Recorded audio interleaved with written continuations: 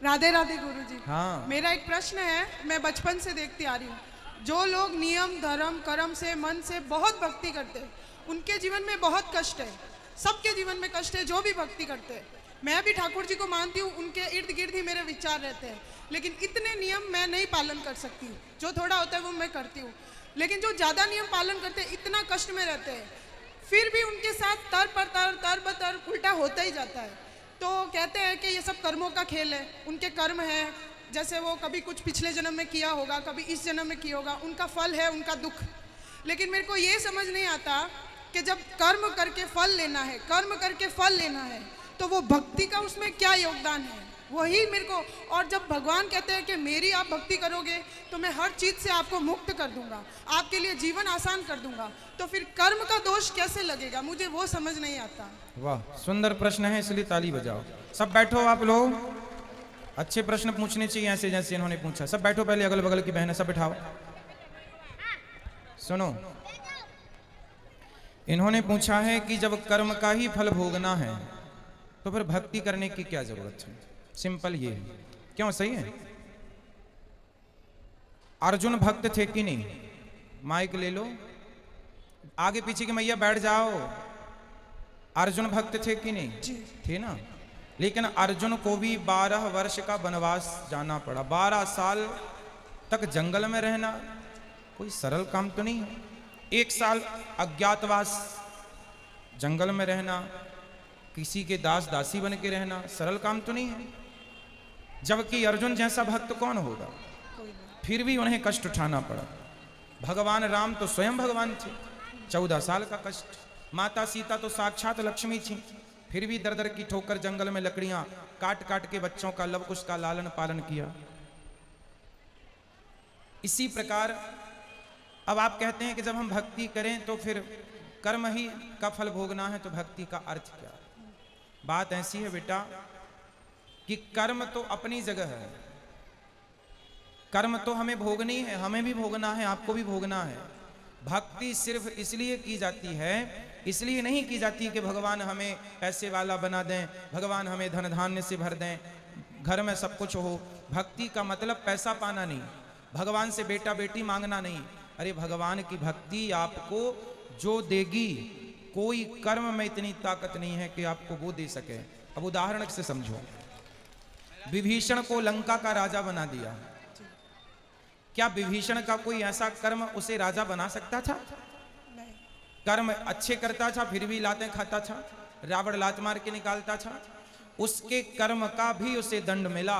पर भगवान की भक्ति जो की, उस भक्ति का भी फल, कर्मों का फल यदि मिलता है तो भक्ति का फल भी मिलता है। थोड़ा सा देर है। विभीषण को भक्ति का फल मिला। उस कोई व्यक्ति ऐसा कितना कर्म करता कि वो लंका का राजा। भगवान कर्मों के फल को नहीं देखते कि तुमने भक्ति हमारी कितनी की। जब भक्त शरण में चला जाता है तो भगवान भूल जाते हैं कि कितना बड़ा पापी और पतित है, उठा करके राज सिंहासन पर बिठा देते हैं। दूसरा सुग्रीव, सुग्रीव भी लातें खाता था भाई की, दर दर की ठोकर खाता था, उठा के बिठा दिया। तो भगवान बेटा, भगवान जो दे सकते हैं कोई नहीं। इसलिए गलती हम लोगों की है कि हम उम्मीद क्या करते हैं, हे भगवान हम तुम्हारे इतने बड़े भक्त हैं, तुमने हमें बेटा भी नहीं दिया। हे भगवान हम तुम्हारे इतने बड़े भक्त हैं, रहने को घर भी नहीं दिया। हे भगवान तुम्हारे हम इतने बड़े भक्त हैं, हमारा पति नहीं सुनता, बेटा नहीं सुनता। भगवान की भक्ति का मतलब ये नहीं कि तुम्हारा बेटा सुने, तुम्हारी बेटी सुने, तुम्हारा घर बन जाए। जो भाग्य, सुदामा ने सारी जिंदगी गरीबी देखी है, क्या सुदामा से बड़े भक्त आप और हम हैं? क्या हो सकते हैं? नहीं। लेकिन सुदामा से ज्यादा हमारी शिकायतें हैं।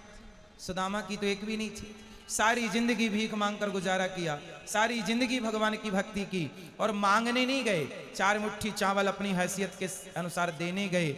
जब सारी जिंदगी उन्होंने भक्ति की और फिर भी गरीबी में रहकर शिकायत नहीं की, तब भगवान ने देखा कि भक्त पक्का है। 50 रुपए का घड़ा जो खरीदती हो ना मेरी बहन, उस घड़े को भी कुम्हार हफ्ते भर पकाता है भट्टे में, महीनों तक पकता है वो, कम से कम 10 दिन की आग तो देता होगा, तब जाके वो काले से लाल होता है। माटी पक जाती है तो लाल हो गया। अरे घड़े को भी पकने के लिए आग में उसे डालना पड़ता है, तो भगवान जब अपने भक्त को पकाएंगे तो थोड़ा तो दुखों की आग में तपाएंगे कि देखें कितना कच्चा कितना पक्का। इसलिए हर हाल में गोविंद का स्मरण करो और ये मत कहो कि हमें भगवान से कुछ चाहिए। लोग कहते हैं कि भगवान के भक्तों को दुख मिलता है। अरे जो भगवान का सच्चा भक्त हो जाएगा उसे पता ही नहीं चलेगा कि दुख क्या चीज है, उसे तो सुख ही मिलेगा। गोपियों को भगवान की याद में रोने में भी सुख था, कैसे कहें हम कि ये दुख था। इसलिए जो हो गया उनका वो दुख तो है ही नहीं। दुख तो वो लोग दुखी हैं जो कोठी बंगलों में रहकर भी जो ईश्वर को भूला पड़ा है वो सब दुखी हैं, और जो ईश्वर की शरण में है याद कर रहे हैं सब सुखी हैं। अब उस सुख को आप दुख मान रहे हैं वो अलग विषय है। इच्छाएं ज्यादा है ना बेटा आपके अंदर, इसलिए वो इच्छाएं आपको दुखी बनाती रहती। इच्छाएं छोड़ के एक बार शरण में चले जाओ, वो कभी ना पाया होगा आपने जो शरण में जाकर के प्राप्त हो जाएगा। एक बार सच्चे होकर जाना। गुरुजी एक प्रश्न और है, जैसे मैं आसपास देखती हूँ, मेरे आसपास जीवन में भी देखती हूँ, जो भक्त है चलो उनका मैं समझ गई कि वो दुख है क्यों है, भक्ति का क्या महत्व है। लेकिन जो भक्त को दुख दे रहा है, जो उसको गाली दे रहा है, उसको उस चीज़ का एहसास भी नहीं होता। मुझे नहीं समझ आता वो क्या सोचता है, वो ऐसा क्यों करता है, और उसका पूरा जीवन अच्छे से चल रहा होता है और वो भक्त रो रहा होता है और उसका पूरा जीवन अच्छे से चलेगा। अगर उसको सजा मिलेगी तो वो भी मरने से कुछ दिन पहले, तो उसका जीवन तो मजे से गया और भक्त का पूरा जीवन रोने में या कष्ट में तकलीफ में गया।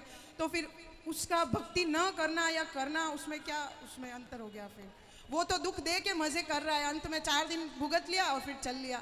वो बेचारा भक्त पूरा टाइम रोता रहता है, गाली जो खाता भक्त रहता है। होता है ना बेटा, आप किसी भक्त को जाकर पत्थर मारिए, आप किसी भक्त को जाकर के लाठी और जूते से मारिए, तो मारने वाले की तरफ भक्त जब देखता है ना तो वो ईश्वर से प्रार्थना करने लगता है, हे भगवान इसने मुझे जूते मारे हैं, हे भगवान इसने मुझे पत्थर और लाठियां मारी हैं, हे भगवान इसे क्षमा कर देना। क्योंकि भगवान बड़े गुस्से में आ जाते हैं जब कोई भक्त को मारता है। पर वो भक्त, आज की कथा सुनी आपने, द्रौपदी के 5 बेटों को मार डाला था अश्वत्थामा ने, और भगवान ने पूछा कि बता क्या करूं इसके साथ। तो द्रौपदी ने क्या कहा, छोड़ दो छोड़ दो। कोई भक्त यदि बदले की भावना रखे बैठा है तो भक्त हो ही नहीं सकता।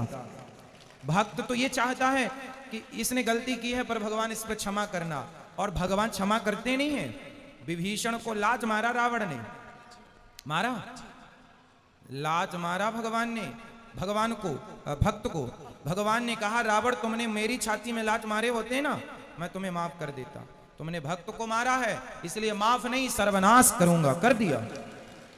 एक बात बताओ कि जब तक रावण ने विभीषण को लात नहीं मारा तब तक राम जी ने लंका में एक भी बाण छोड़ा हो, एक भी नुकसान किया हो लंका का, तो मुझे बताओ। रावण ने सीता मां को चुराया, जयंत ने सीता मां के चरणों में चोंच मारी थी तो बाण छोड़ दिया था, त्रैलोक्य में जयंत को बचाने वाला नहीं मिला, चरणों में चोंच मारी थी केवल, और रावण तो पूरी सीता उठा कर ले गया। तो क्या राम जी बाण वहीं से बैठे बैठे ना मार देते, रावण तो मर जाता। लेकिन नहीं, राम जी ने कहा कि रावण भले मेरी पत्नी का हरण किया हो लेकिन मेरे भक्त को रोटी खिलाता है विभीषण को, इसलिए मैं बाल भी बांका नहीं करूंगा। लेकिन जब उस भक्त को लात मारा तो राम जी ने सर्वनाश कर दिया। भगवान कहते हैं तुम मुझे लात मार दो सह लूंगा, मेरे भक्तों को मारोगे विनाश कर दूंगा। इसलिए मेरी बहन आप जो कह रही हैं कि भक्तों का अपमान करके लोग मजे से रहते हैं, नहीं, उनको जब मिलेगा ना दंड, भगवान थोड़ा सा देर, God mills grind slow but sure, ईश्वर थोड़ा धीरे चक्की चलाते हैं, पिसता है उनके घर आटा धीरे पर पिसता जरूर है। हिसाब तो पाई पाई का रखते हैं ना भगवान, जब देंगे ना तो खूब नानी याद आएगी। और आप ये मत सोचो जैसे मैंने, आप भक्त हो और मैंने आज आपको अपमानित किया, आपको मारा मैंने, तो आप तो भक्त हैं, आप तो मेरे से कोई ना कुछ ना कहेंगे और मैं तो मौत से रह रहा हूं। लेकिन मेरे जीवन के आखिरी तक और जो अगला जन्म होगा वो सारे जन्म में इस जन्म का ये दंड भोगना पड़ेगा। कोई अंधा है, कोई लंगड़ा है, कोई बहरा है, क्यों है?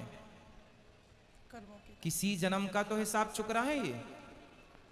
क्यों लोग घिसट घिसट के चल रहे हैं, क्यों चप्पल पांव में ना पहन के हाथ में पहनना पड़ रहा है? ये आज का ही कर्मदंड थोड़ी है, ये किसी ना किसी जन्म का कर्मदंड ही तो भोग रहा है। तो ईश्वर के घर देर है, अंधेर एक प्रश्न और लास्ट, जैसे भगवान कर्म की सज़ा देते हैं, उसको सज़ा मिल रही है, वो पूरा जीवन सज़ा ले रहा है, लेकिन उसको ये ज्ञात ही नहीं है कि उसको सज़ा क्यों मिल रही है और वो गाली दे रहा है, तो उस सज़ा का क्या फ़ायदा। ज्ञान नहीं हो सकता बेटा, ये तुम्हारे और हमारे हाथ में नहीं है, यही तो ईश्वर के हाथ में है। मिलेगा बस, ये श्योर है, ये कन्फर्म है, बट ये नहीं कन्फर्म है कि आपको किस दंड पाप का। भीष्म पितामह को बाणों की सैया मिली। भीष्म पितामह ने कहा कि मैंने तो कोई पाप नहीं किया, मैंने तो कोई अपराध नहीं किया, मैं तो अपने 20 जन्म पुराना मैं जानता हूं। भगवान ने कहा 20 जन्म तक तो जानते हो, 20 जन्म के पहले 21वां जन्म देख लेते तो मिल जाता। एक सांप को कांटों के ढेर में फेंक दिया था, 21 जन्म पहले, उसका दंड आज मिल रहा है भीष्म पितामह को। तो हमारी और आपकी सोच, हमारी और आपकी बुद्धि से ईश्वर का न्याय परे है। महाराज जी, जैसे मेरे जीवन में है, मेरे साथ कुछ बुरा होगा, कुछ समय के लिए बुरा लगेगा, लेकिन मैं सोचूंगी कि शायद ये मेरे कुछ कर्मों की सजा है, फिर मैं माफ़ी भी मांगूंगी, तो क्या मुझे वो माफ़ी मिलेगी उस भाव के साथ, उस फील के साथ? यदि हमने कोई अपराध किया हो और हम सिर्फ भगवान की शरण में चले जाएं, तो भगवान कहते हैं सन्मुख हो ही जीव मोहि जबहि, जन्म कोटि अघना सहित वही अघमेंस पाप। जो मेरे सन्मुख आकर मेरा हो जाता है, मेरे में आत्मसमर्पण कर देता है, मैं उसका हो जाता हूं और उसके सारे अपराधों को क्षमा कर देता हूं।